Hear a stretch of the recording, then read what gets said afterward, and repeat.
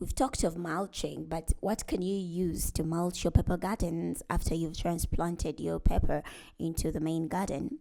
When it comes to mulching your pepper crops, there is a variety of things you can use.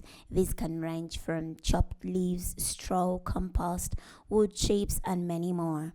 Here in Uganda, we mainly use dry grass, but for some areas where they are big at growing coffee, they also use coffee husks.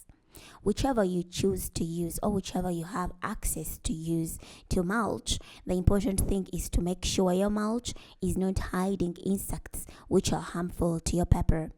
Mulching has a vast range of benefits, but when you don't do it well, it can become a source of a breeding ground for insects. While you spray, insects may go down and hide in your mulch. But when you do it well, mulching has a vast range of benefits. It helps reduce evaporation. It helps to retain moisture in the soil. It reduces soil erosion. It suppresses weed growth, and it provides plant nutrients as the material decomposes. Mulch can be used in fields before and after planting, as well as around young plants.